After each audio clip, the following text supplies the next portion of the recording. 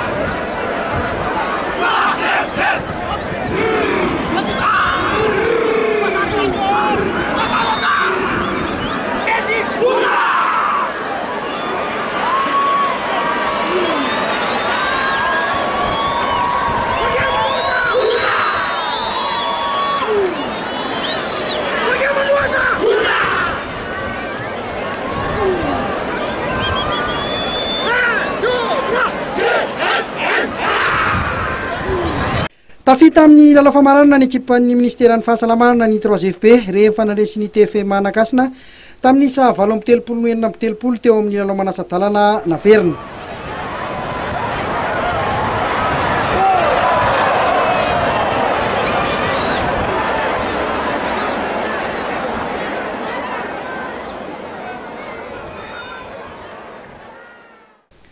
Notazonina ny isa azon'ny rotota teo amin'ny lalao nataony alahady lasa teo 20-20 izay nitarihan'ny 3FP nanomboka teo araka izany ny isa teny amin'ny Solaitrabe izay nanatombo ry zareo avetsy amin'ny ministeran'ny fahasalamana.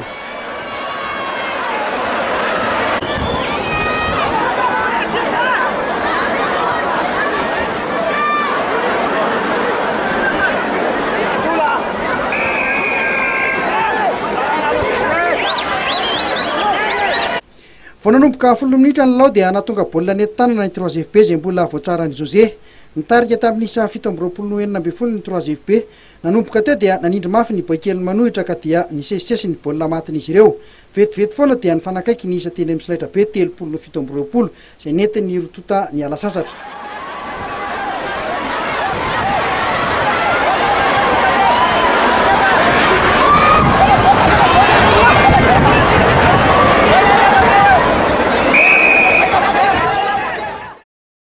Teo amin'ny fidirana faharoa dia niady tanteraka ny lalao, ny famalina ny fanafiana ary ny fanakaiky hatrany ny isa teny amin'ny Solaitrabe. Nanatombo teo amin'ny lafin'ny teknika izahay hoy José kapitenin'ny 3FP saika ireo mpilalao efa vokitraikefa avokoa najorony ny 3FP tamin'ity lalao manasadalana ity. Raha ny lalao manasadalana aloha matoa manasadalana zany samy nanomana na ny andanina ny ankilany fa natoa izay nandresy dia natombo ngamba teo amin'ny ara-fizika na ara-moraly. Nanova zavatra ve le hoe verina tamin'ity le lalao le taktika tamin'ny voalohany any ve ny nentina sa hoe ny zavatra anio?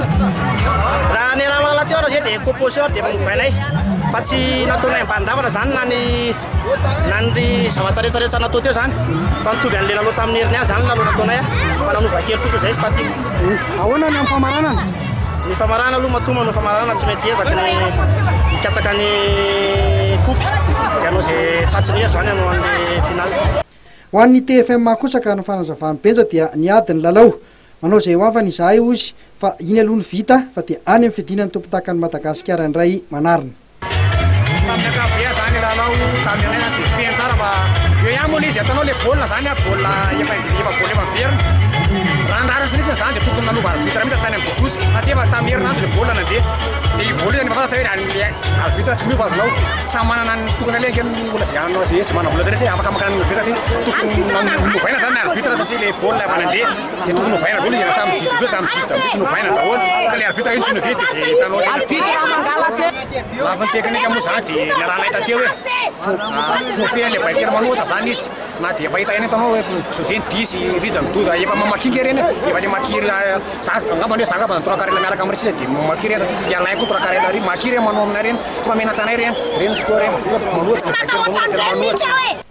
raha tsy misy ny fiovana dia amin'ny alahady zao no tanterahana etsy mikanjany Mahamasina ny lalao famaranana izay ikatrohan'ny FTM Manjakaray sy ny 3FB amin'ny fiadinan'ny tompondakan'ny Ligue Nalamanga taona 2024 ho an'ny Skady Top 14.